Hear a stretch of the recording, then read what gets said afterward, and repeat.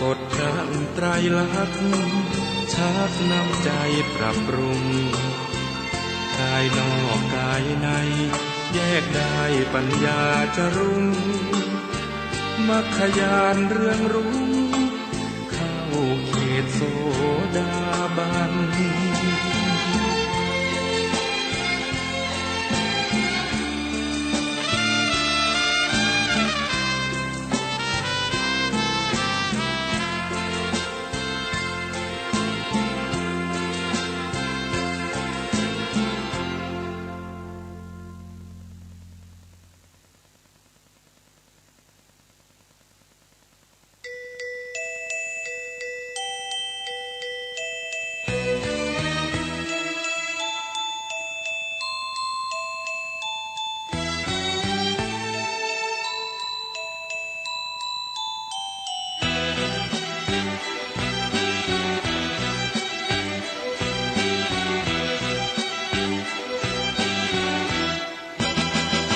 ทิฏฐิญาณังทิฏฐิภูตังทิฏฐิธัมมัง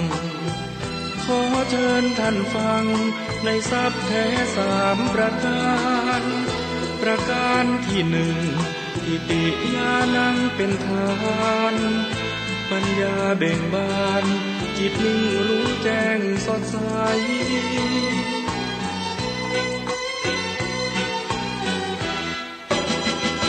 ทิฏฐิภูตังบอกต่อให้ฟังประการที่สอ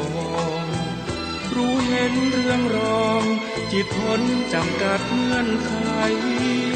มุมมองทุกสิ่งรู้แจ้งความจริงแบบไหนธรรมจักรชุบใจไม่มีสิ่งใดเข้าบัง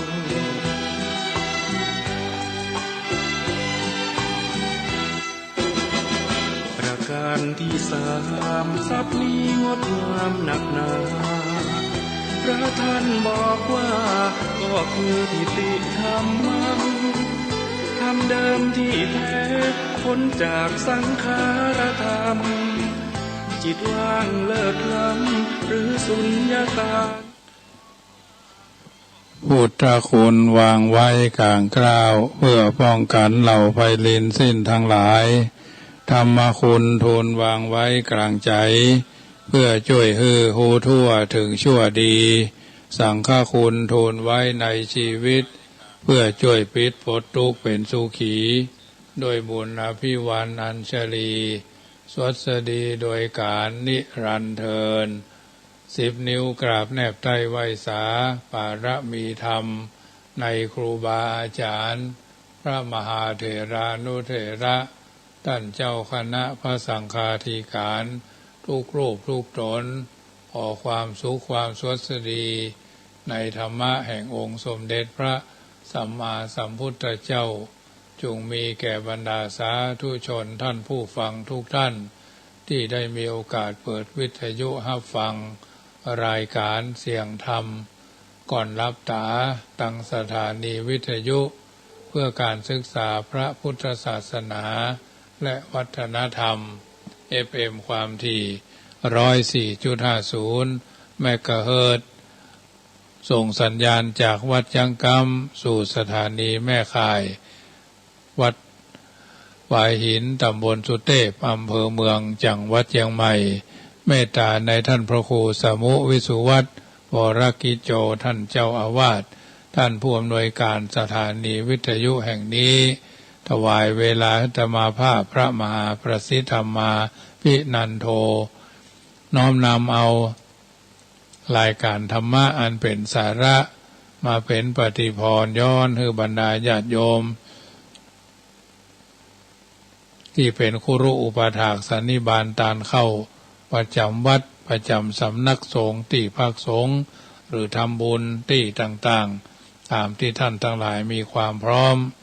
วันนี้พระกันก็เป็นเมื่อค่ำยามค่ำเมื่อค่ำยามคืนของวันจันทร์ที่21 เดือนมีนาคมพุทธศักราช2565หลายวันที่ผ่านมาคืน104เฮาบ่ได้ปะกันเนื่องโดยเพิ่นจัดการถ่ายทอดเสียงการทำบุญยกชัดหรือมังคลาภิเษกพุทธาภิเษก เสกซ้อมยอมยศเกี่ยวกับการก่อสร้างห้างแผงพุทธสถานม่อนสีสองเมืองอำเภอดอยสะเก็ดขาบเกี่ยวกับอำเภอเวียงป่าเป้าตั้งแต่วันที่17 18 19 20เนาะแต่ว่าวันที่20เพิ่นแล้วอาตมาภาพก็ไม่ได้จัดรายการเพราะต้องเดินทางไปเทศนาธรรมในการที่อันอุทิศส่วนบุญหาโยมแม่อุ้ยนวลเนาะมากอกน้อยอายุ93 ปีคืนสุดท้ายวันนี้ก็ชาปนกิจศพไปเรียบร้อยช่วงออกแรงแห้งไข่มาเดือน6เดือน7เดือน8เดือน9ก็จะมีงานปล่อยล้อปล่อยหยังปล่อยหลวงเนาะส่งน้ำพระธาตุตรงนั้นตรงนี้นะอายุวัฒนะมงคลตรงนั้นตรงนี้อย่างวันที่22นี่ก็งานทำบุญอายุวัฒนะมงคลในท่านพระครูสุจิตานุรักษ์ครูบาอินแก้วครูบายี่แก้วเนาะอดีตเจ้าอาวาสวัดพระพุทธบาทอุดมหรือเจ้าคณะอำเภอฝางหลวงพ่อก็จะได้เจริญอายุวัฒนะ71 ปีก็มีความเคารพนับถือซึ่งกันและกันตมาภาพนี่ไปกินไปทานเพิ่นเกิน 5-6 ครั้งเนาะก็ตลอดจนแต่ก่อนก็เช่นเดียวกันได้มีโอกาสไปร่วมกิจกรรมของเพื่อนหลายเตื้อได้ไปนอนขอบุญบารมีที่อำเภอฝางหลายเตื้อไปฉันเข้าไปยังโจไปนอนนี่ก็เช่นเดียวกันวันที่22ก็พวกนี้ก็คงจะเดินทางและก็คงมาได้จัดรายการเมื่อคืนเนาะนี่ก็จะไปร่วมเปิ้นกัลยาณมิตรพระชั้นผู้ใหญ่เอาเป็นพระผู้น้อยนะวันที่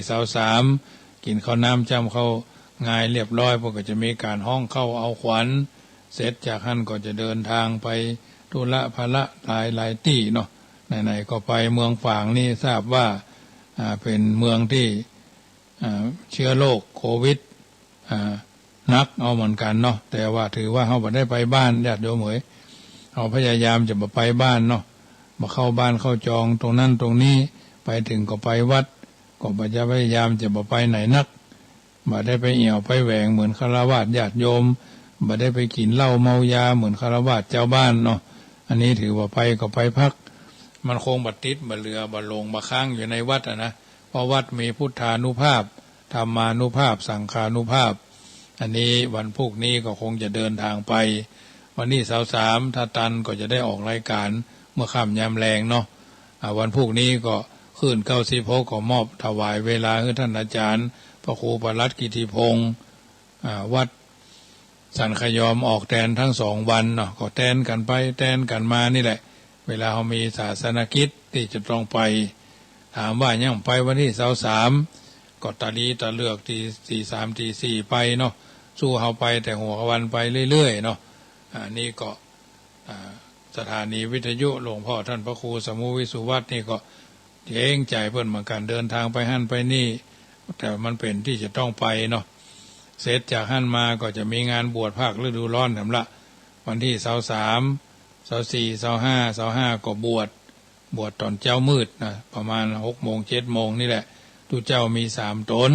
มีเจ้าภาพแล้ว2ทุเจ้าตนเนนตนยังขาดเจ้าภาพยังทำ2 ตนละ 2,500หรือบวชแล้วจะห้อมกินห้อมทานก็จะมีกองทุนเลี้ยงเนาะ99กองบุญเหมือนกันเนาะกองทุนเข้าล้นบาทนะเพราะว่าเขาจะบิณฑบาตแค่3 วันก็ทราบว่าจะอยู่กัน9 วัน10 วันเนี่ยก็ต้องเลี้ยงเช้าก็ไปบิณฑบาต3 วันแรกนอกนั้นก็จะอยู่ที่วัดพอแก้ไขวิกฤตการณ์โรคโควิดก็เลยจะเลี้ยงที่วัดตอนเช้าอาจจะเป็นอาหารเบาตอนเพลอาจจะเป็นอาหารของเป็นข้าวพวกนั้นข้าวสวยนะตอนแรงตอนบ่ายก็จะเป็นน้ำปานะอย่างเงี้ยอันนี้ถือว่ามันก็บันนักบันหลายทุกปีก็10 ปลาย20 ปลายเนี่ยก็ดูแลเอาใจใส่กันแต่ปัจจุบันวันนี้โลกมันเปลี่ยนแปลงไปโลกบ่เปลี่ยนนะการดำเนินชีวิตของเขาท่านทั้งหลายก็ปรับเปลี่ยนไปตามนั้นจำเป็นจะต้องดูแลวัดก็เหมือนบริษัทหนึ่งเจ้าอาวาสก็เหมือนผู้จัดการพันโรงอยู่ในนี่หมดเจ้าอาวาสทุกวัดต้องล้างห้องน้ำจกคอหานได้เหมือนกันหมดต้องทำได้นะจาก0ไปเป็น1เป็นถึงเป็น100เป็นพันได้ยืดหยุ่นได้นะ แจ้ว่าโอ้จี้ไม้จี้มือต้องทำให้เขาดูทำให้เขาเห็นทำให้เขาสัมผัสได้นะเพราะเป็นผู้นำดูพระให้ดูความดูคฤหัสถ์ดูผู้ชายให้ดูความเข้มแข็งอย่าดูพระให้ดูการสำรวมนี่อันนี้ถือว่าทำได้หมดอยู่วัดจังกรรมนี่นะหรือหลายวัดนะทางนี้ทางนั้นกวาดขยะก็ได้ล้างห้องน้ำก็ได้ทางนั้นนะมันใจว่าโอ้จีโบยจีบายจีเพื่อนทำแล้วตัวเองบ่ทำก็เป็นเรื่องที่ดูกระไรอยู่เนาะวันนี้ปากันเป็นเมื่อค่ำย่ำคืนของวันจันทร์ก่อนจะอู้จาทักทายอย่างต่ออย่างอู้จาแต่ไปทางหน้าจะได้นำปาญาติโยมกราบพระไหว้พระสวดมนต์สักเล็กน้อยโยงขันแก้ว5 โกฏหากแล้วก็สวดมนต์แล้วก็จะได้ปาญาติโยมอู้ธรรมะเป็นลำดับไปเนาะกราบ1กราบ2กราบ3กราบ4กราบ5นะอะระหังสัมมาสัมพุทโธภะคะวาพุทธังภะคะวันตังอภิวาเทมิกราบสวากขาโตภะคะวะตาธัมโมธัมมังนามัสสามิกราบสุปฏิปันโนภะคะวะโตสา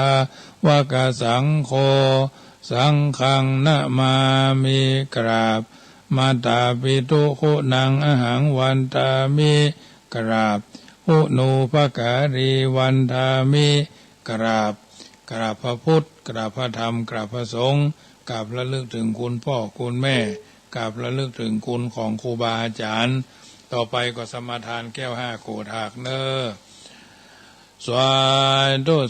โยสันนิสินโนวาระโพธิมูเลมารังสะเสนังมหันติวิจโยสัมโพธิมากันจิอนันตัญญโนโลกุตตโมตังปะนะมาเมปุตังอตังกิโกอริยปโตญาณานังโมคปเวสายะอุจุกามโกอาธัมโมอายังสันติกาโลปานิโตนิยานิโกตังปะนามามิธัมมังสังโฆวิสุทโธวราตคินายโยสันตินทนิโยสัพพะมะลาปะหิโนอุเนหิเนเกหิสามิติปโตอะนาสโวตังปะนามามิปุตังกุณาสากลันตังนะมามิธัมมังมุนิราชเทสิตังนะมามิสังฆังโมนิราชสาวกังนามามิกัมมะทานังนิพพานาติกามุปยังนามามิกัมมะทานาทายกาจนิยังนิพพานามากุเตสักขังอาจโยโนพันเตอาจกัมมายะตาภเลยะธามูลาเหยะธาอากุสะเลเยมะยังพุทธธัมมาสังฆกัมมะทานังกัมมะทานาทายกาจริยสังฆเตโสปัญจลัตตเนสุอาทิเตวาปัจจุปันเนวาอวิวา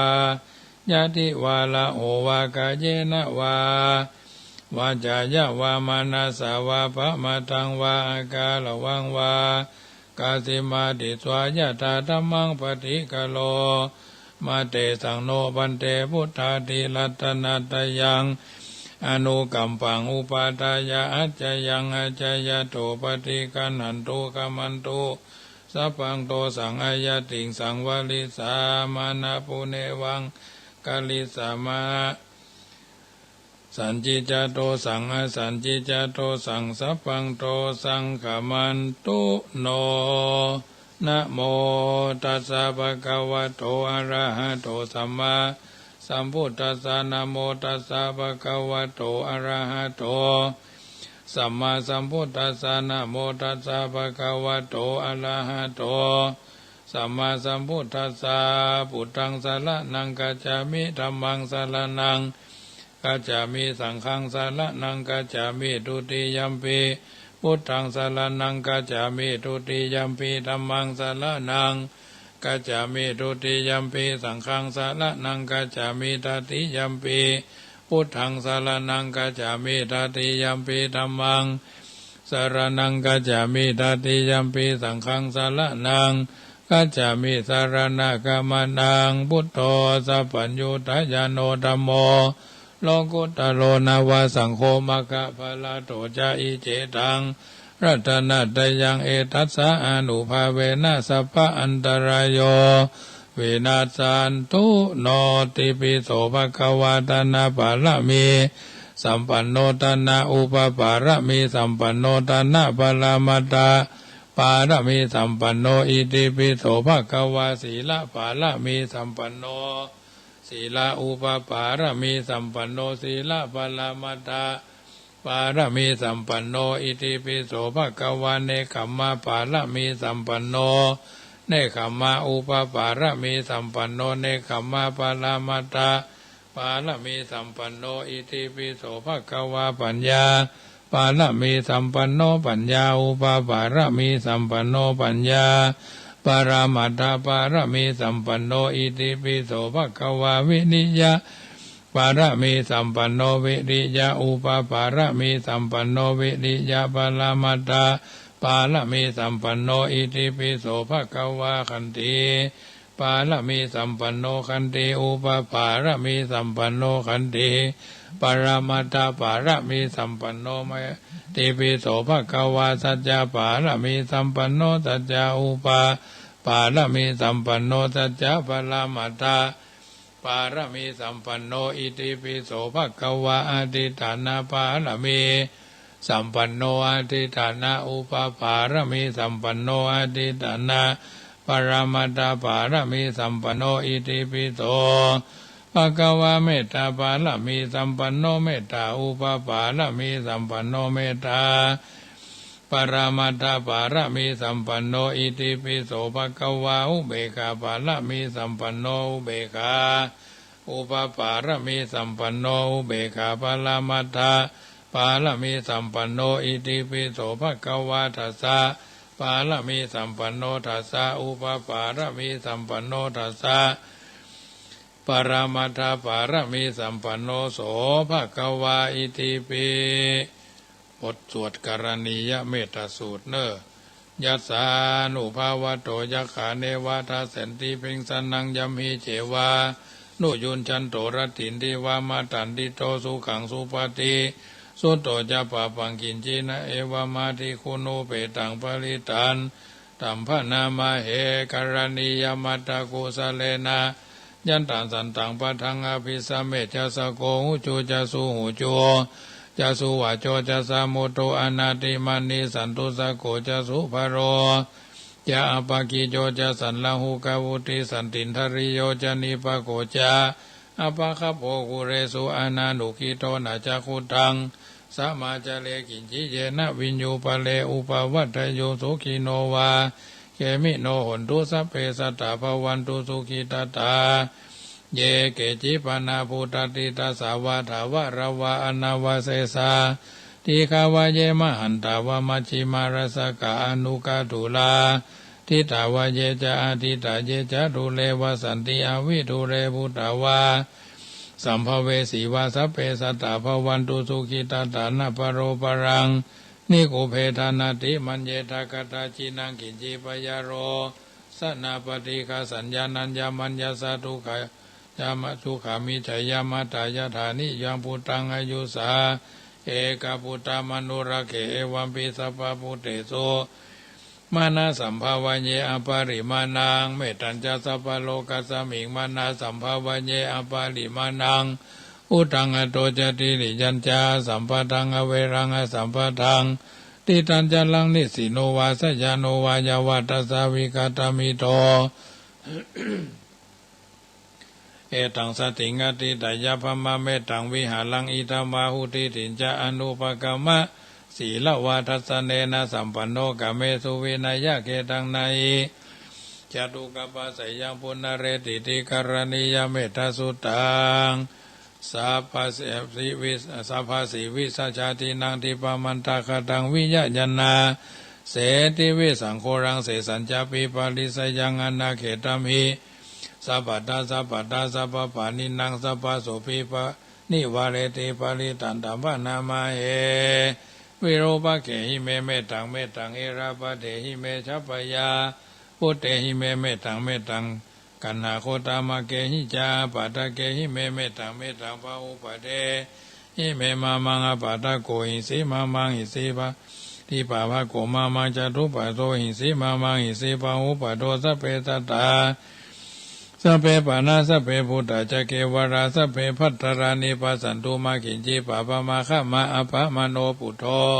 อภะมโนธัมโมอภะมโนสังโฆปะมานะวันตานีสิริงสัพพานิอหิวิจิกาสตาปฏิอุณนาภิสราภูมุสิกากตาเมละขากตาเมปริตาปฏิกมันตุพุทธานิโสหังนะโมภะคะวะโตนะโมสัตตานังสัมมาสัมพุทธานังขันธปริตังต่อไปก็สวดโพชฌังคะปริตสังสาเลสังสาลันตานังเทสัพพทุกขาวินาสนังสัตตาธัมเมจะโพชฌังเคมาราเสนะปมาติโนพุทธิตวาเยปิเมสัตตาติภวามุตตะกุตมาอาชาติงอาชาราภยาติงอมตังนิพยังคตาเอวมาติคุณูเปตังอเนกคุณาสังฆหังโสสัทันจะอิมังมันตังโพชฌังคันตัมภนามะเหโพชฌังโคสติสังขโตธัมมานังวิจโยตถาวิริยัมปิติปัสสติโพชฌังคาจัตตถาภเรสมาตุเปกาโพชฌังคาสเตเตสัพพทัสสินามุนินาสัมมัตถคาถาภวิตาภาหุลิกถาสังวัตตันติอภิญญาญาณิปานายาจะโพธิยาเอเตนะสัจจวัจเจนะโสทิเตโหตุสัพพตาเอกสัมมิงสัมมาเยนะโถโมคัลลานันจักสสะปังคิลาเนรุกิเตทิสวาโพชฌังเคสัตตาเทสยิเตจตังอภินันทิตวารโรคามุนจิงสุตังคเนเตนะสัจจวัจเจนะโสทิเตโหตุสัพพตาเอกตาธัมมราชาภิเคลัญเยนะภิปิริโตจุนทัตเถเรนะตัญเยวะปนาเปตวนาสาตลังสมโมทิตวจะอาปาทาตัมหาวุธาสิตานาโสเอเตนะสัจจวัจเจนะโสทิเตโหตุสัพพตาภหินาเตจาอาปาทาตินันนัมปีมาเหตินังมกาหตากิเลสาวะปตานุปติธรรมตังเอเตนะสัจจวัจเจนะโสทิเตโหตุสัพพทายันตุเนเมตังอวะมังคลัญจโยยามานาโปสกุณาสัสสะโตปะปะกะโหตุสุปินังอกัตตังพุทธานุภาเวนะวินาสเมนโตยันตุเนเมตังอวะมังคลัญจโยยามานาโปสกุณาสัสสะโตปะปะกะโหตุสุปินังอกัตตังธัมมานุภาเวนะวินาสเมนโตยันตุเนเมตังอวะมังคลัญจโยยามานาโพสกุณาสัสสะโตปะปะกะโหตุสุปินังอากันตังสังฆานุภาเวนะวินาสเมนตุกำไว้กุลล้อมเนอสีติปิโสภะกวามือข้าพระเจ้ามี10 นิ้วตั้งหวังคิ้วกายเกษาข้าพระเจ้าขอไว้คุณพระปิตามี21คุณพระมันดามี12คุณแม่โพธิ์ศพมี39คุณพระพุทธเจ้ามี56คุณพระสัทธรรมเจ้ามี38คุณพระสังฆเจ้ามี14คุณอาจารย์เจ้ามี10คุณกรรมฐานเจ้ามี8คุณไฟ4คุณลม7อากาศ10แม่ธรณี21แม่คงกามี12คุณอาคารา33คุณศีล51คุณศีล82คุณศีล10มี21คุณปาฏิโมกข์สังวรศีล227คุณอรหันตามีมรรค4พละ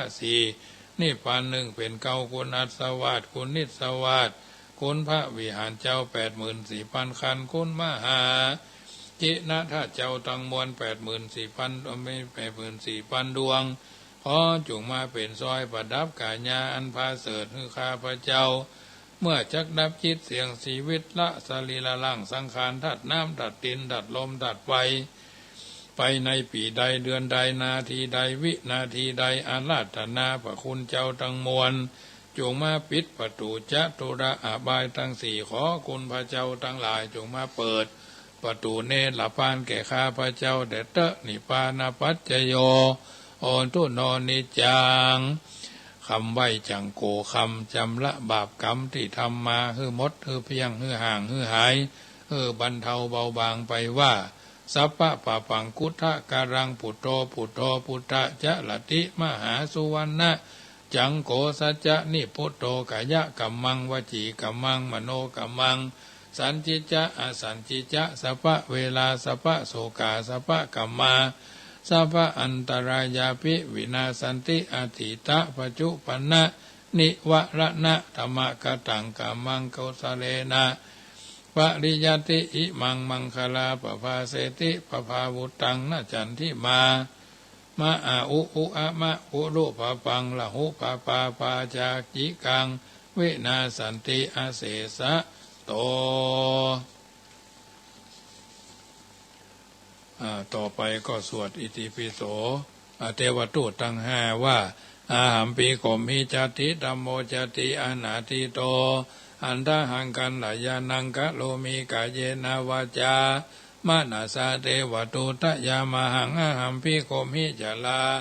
ธัมโมจะลังอนาติโตอันทหังกันลายานังกะโลมิกายเยนาวาจามนาสาเทวตุตยามหังอาหัมปิโกมิพยาธิธัมโมพยาธิงอนาติโตอันทหังกันลายานังกะโลมิกายเยนาวาจามนาสาเทวตุตยามหังอาหัมปิโกมิตุโขธัมโมตุโข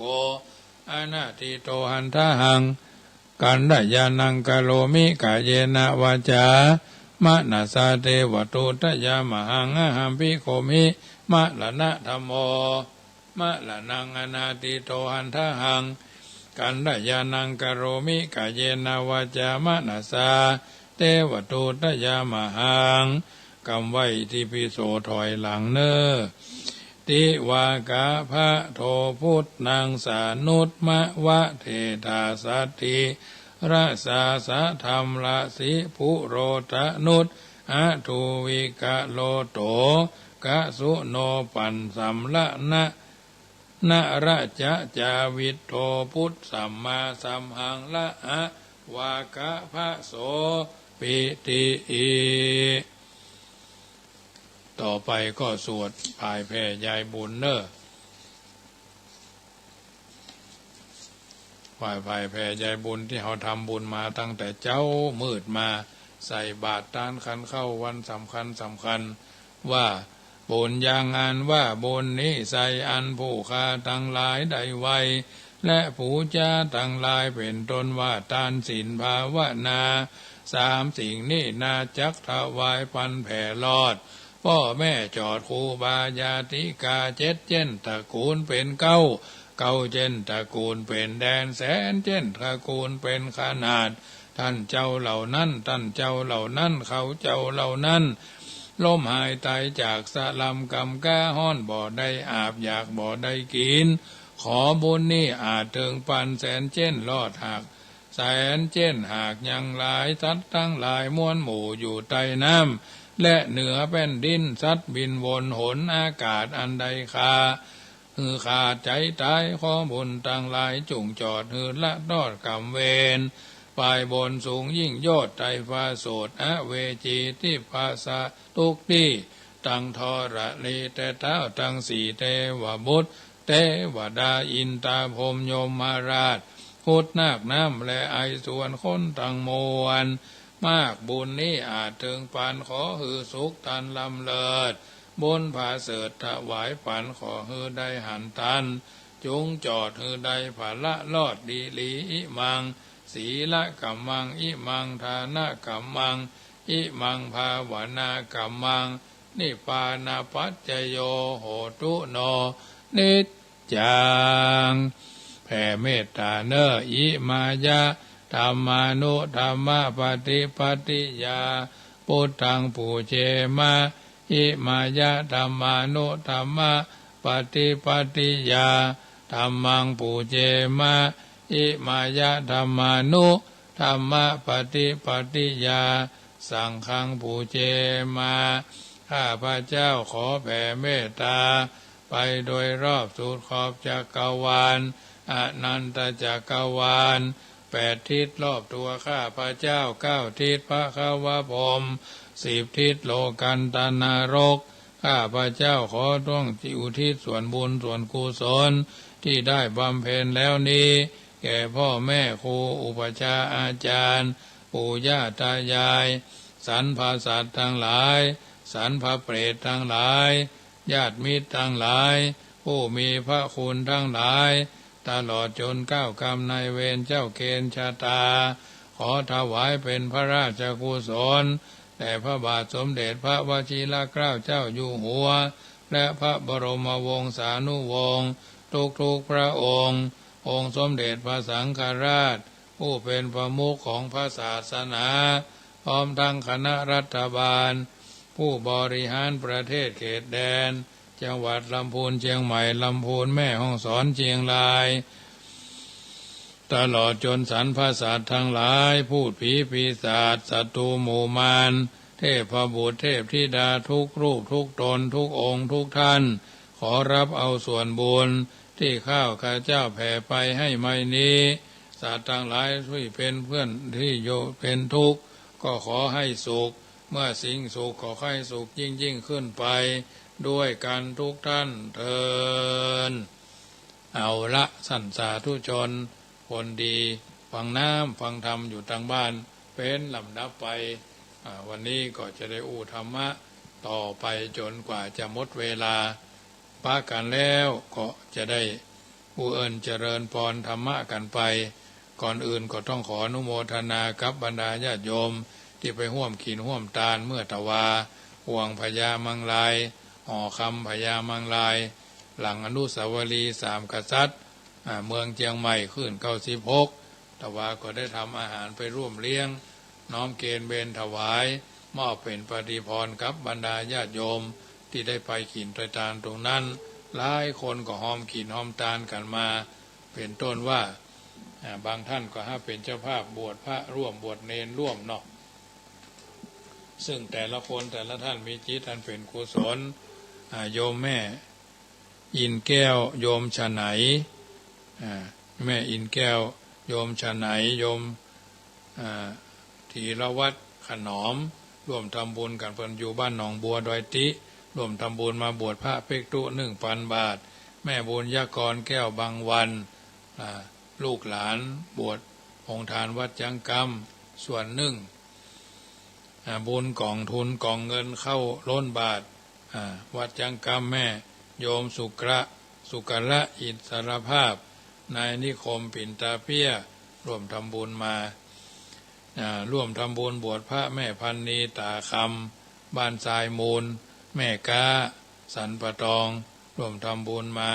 โยมขันนาพรปอกคำจารุณีกวาวารุณีกลิ่นชู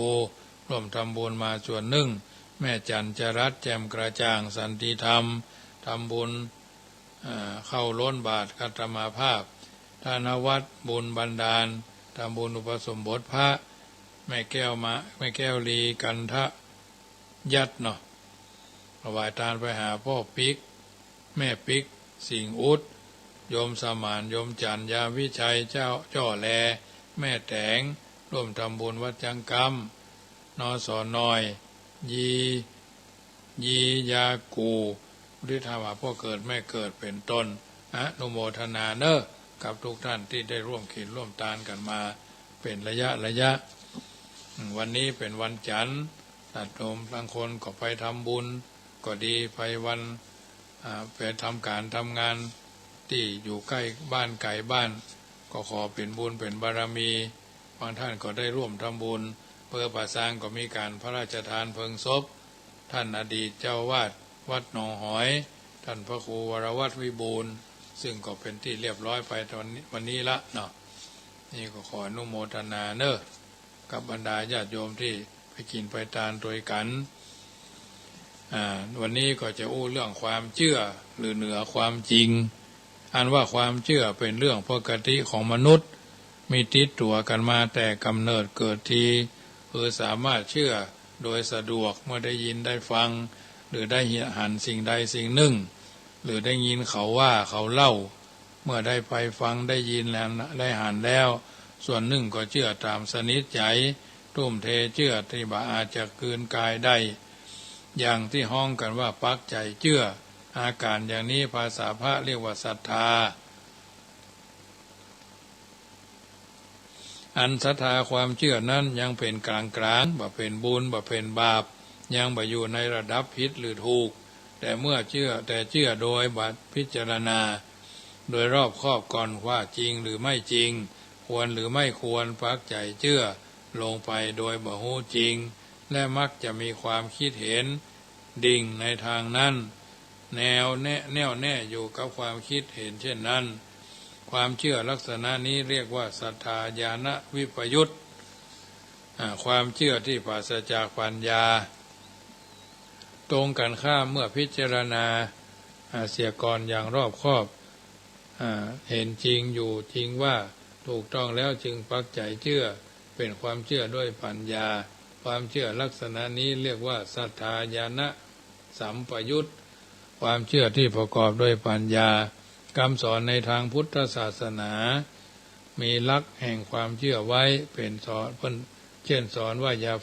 เพิ่งเชื่อตามที่ได้ยินได้ฟังมาเป็นต้นคำสอนแบบนี้บ่ได้มุ่งบ่เชื่อบ่ได้มุ่งบ่เชื่ออันอย่างโดยมุ่งบ่เชื่อภัยเลยหากแต่ป้องกันบ่เชื่อในทันทีซึ่งอาจจะทำเชื่อผิดเข้าทำหลงทางหลงงมงายและทำเสียหายได้เมื่อรับรู้เรื่องใดแล้วเมื่อต้องการเชื่อก็ขอใจปัญญาใจเหตุใจผลพินิจพิเคราะห์ไตร่ตรองอย่างท่องแท้รอบคอบหรือ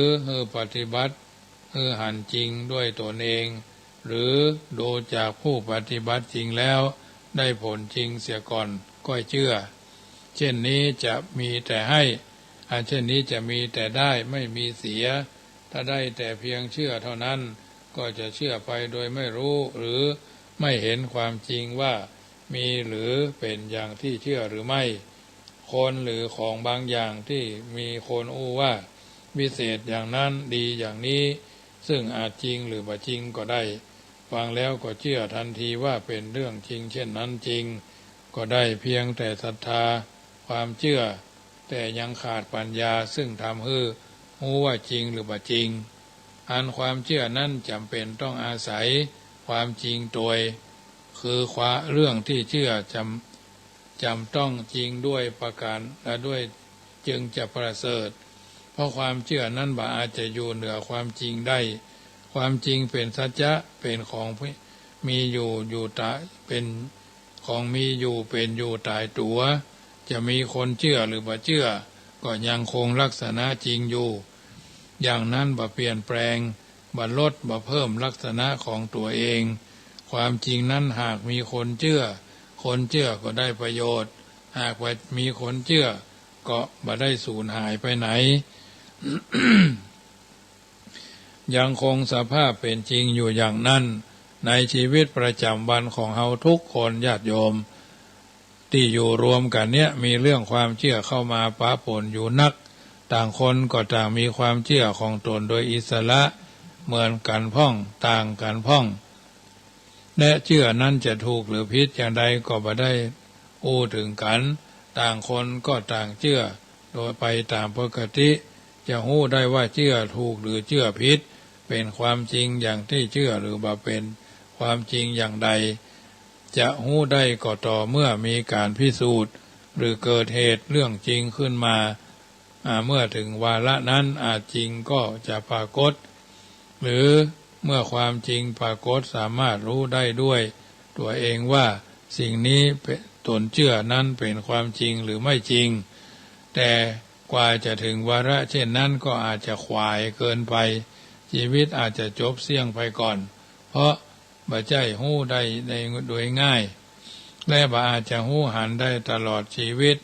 เพราะบ่มีการพิสูจน์หรือบ่มีเหตุการณ์อะไรอย่างเกิดขึ้นแต่ในกรณีบางคนได้ประสบพบหันเรื่องจริงด้วยตนเองได้รับผลจากความเชื่อของ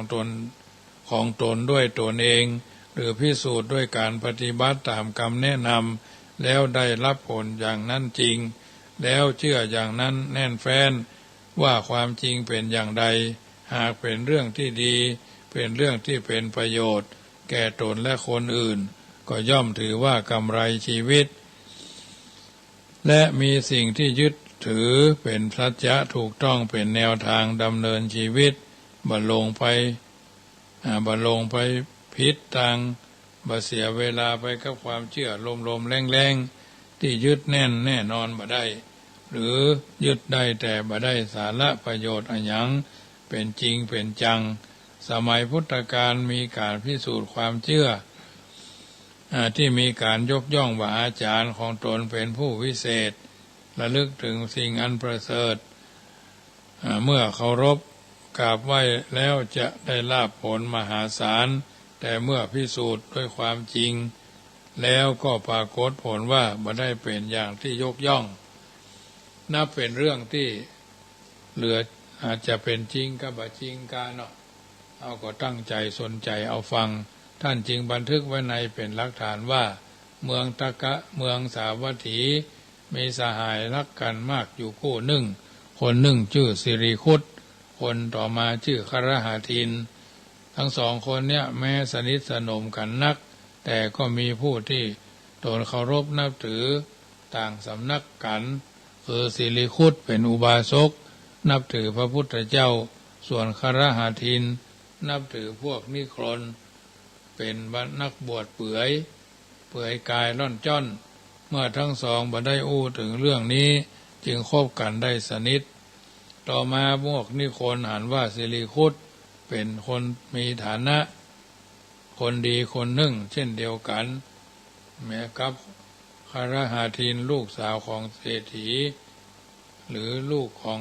ท่านสิริคุตเนาะเป็นศิษย์ด้วยกันก็จะทำให้พวกตนสบายมากขึ้นจึงอู้กับครหาทินเป็นประจำว่าทำไมไม่ชวนสิริคุตมานั่งที่นี่พ้องหรือมานั่งที่นี่บ้างไปหาพระสมณโคดมทำไมไปแล้วก็จะได้อย่างขึ้นมาครหาทินทนลบเล้าเบาได้จึงได้ไปอู้กับสิริคุตเช่นนั้น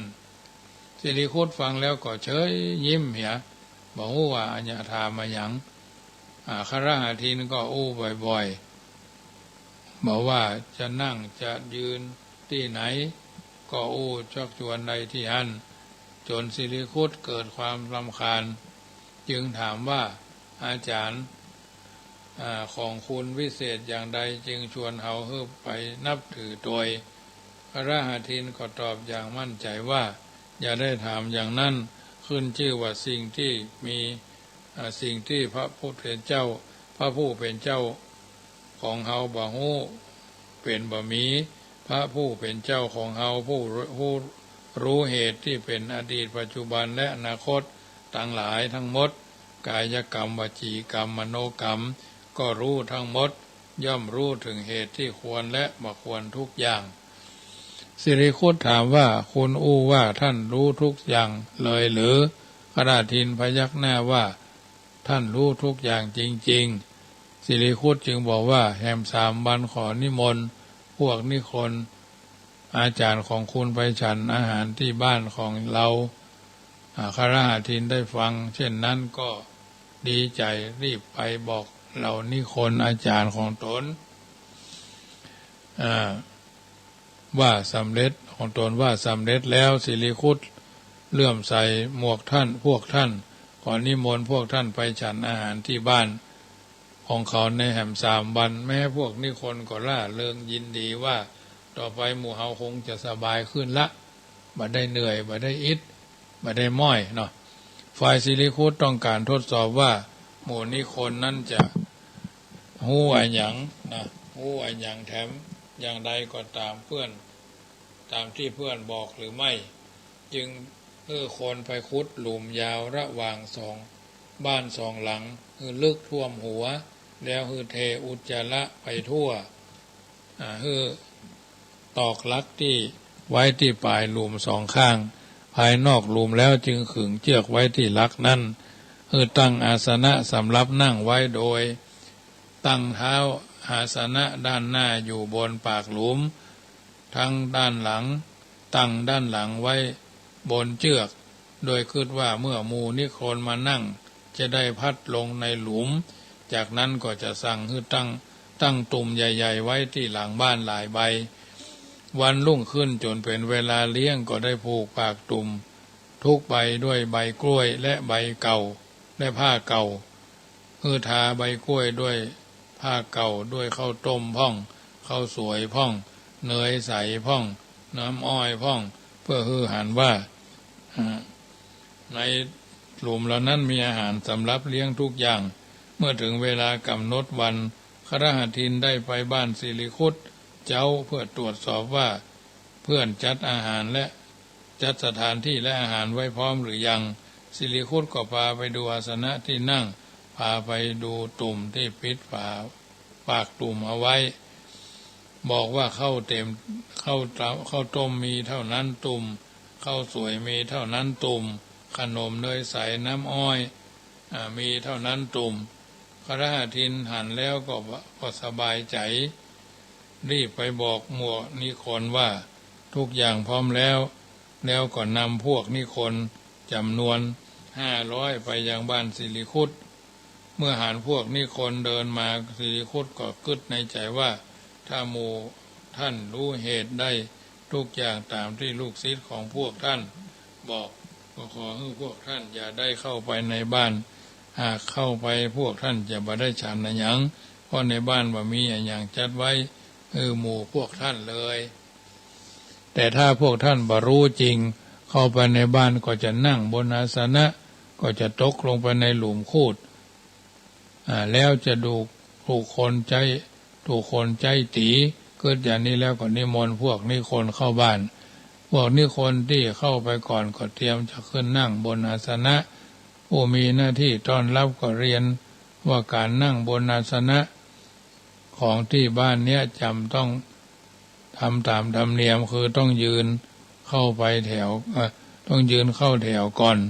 เมื่อพร้อมแล้วก็จะแล้วจึงค่อยนั่งพร้อมกัน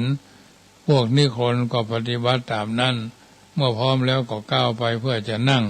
หมู่คนรับใช้ใจที่รับใจก็พากันดึงผ้าที่ปูรองอาสนะ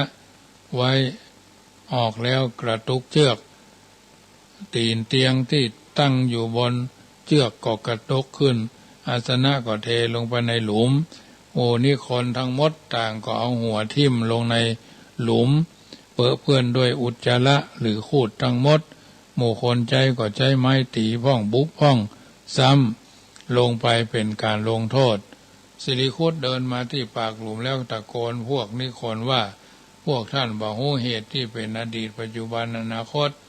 ที่ศิษย์ของพวกท่านบอกจริงหากพวกท่านรู้จริงก็คงบ่ประสบผลอย่างนี้แล้วปล่อยพวกนิครที่ตะเกียกตะกายขึ้นมาได้จากจะมาได้ออกจากบ้านไปแม้ที่ถนนข้างนอกสิริคุตยังสั่งให้ราดน้ำปูนขาวบนถนนไว้ให้ลื่นแถมหมู่นิครออกไปอย่างรีบร้อนต่างก็หกลุกและถูกคนใจไล่ตีแถมละลอกนึ่งสร้างความเจ็บแค้นแก่พวกนิครเป็นอย่างนักฝ่ายนิครเมื่อหันพวกอาจารย์ของตนถูกย่ำยีอับอายขายหน้าอย่างนั้นก็ไปกราบทูลฟ้องพระราชาให้ทรงปรับสินไหมแก่สิริคุต1,000 กหาปณะพระราชารับสั่งให้ตามสิริคุตมาให้การสิริคุตก็ได้กราบทูลความเป็นมาตั้งแต่ต้นว่าที่ทำลงไปเพราะต้องการทดสอบว่าหมู่นิครรู้เหตุทุกอย่างตามที่เพื่อนบอกจริงหรือไม่พวกนิครบ่รู้จริงจึงได้ตกไปหลุมคูดพระราชาตรัสถามคฤหัสถินว่าพูดอย่างนั้นจริงหรือไม่คฤหัสถินยอมรับว่าจริงจึงทรงตัดสินว่าสิริคุตมาต้องเสียทินไหมแต่คฤหัสถินไปคบหาสมาคมกับนิครผู้บ่ฮู้อันอย่างเลยว่าเป็นครู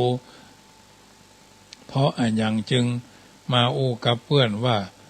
ครูรู้ทุกอย่างดังนั้นหมู่นิครจึงเสีย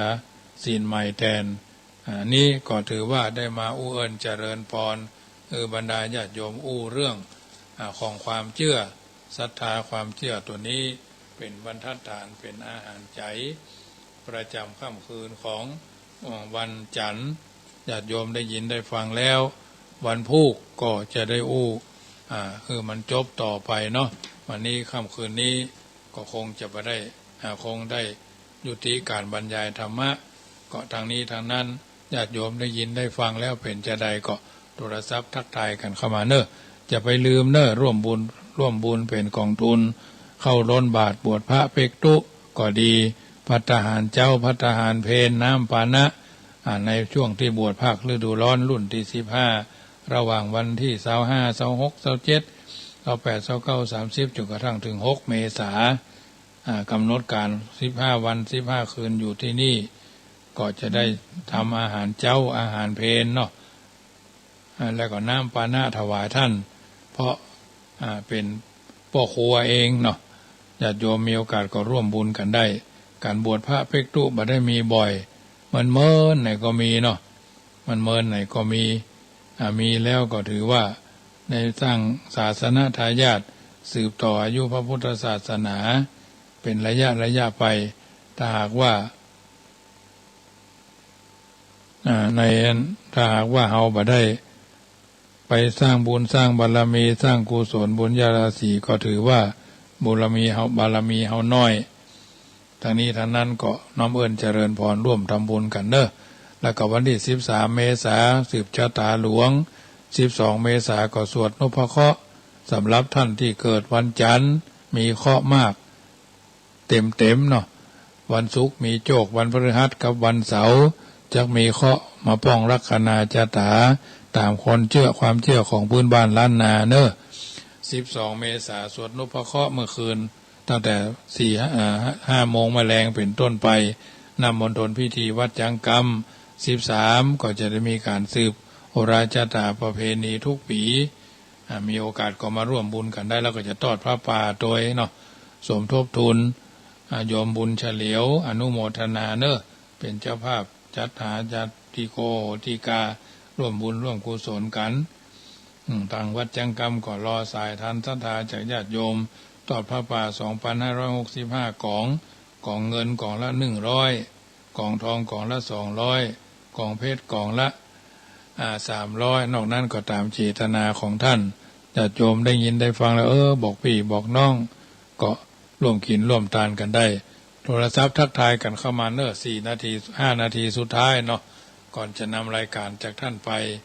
ฟังน้ำฟังธรรมกันแล้วก่อนจะรับจะนอนก็ไหว้พระนพธรรมแผ่ภายย้ายบุญญาตมาภาพนำทุกวันเป็นว่าสะสมแต้มเนาะกับพระไหว้พระทุกวันได้บรรนักได้บหลายวันนี้ได้อรหังสัมมาสวากขาโตสุปฏิปันโนมาตาพิตาคุณู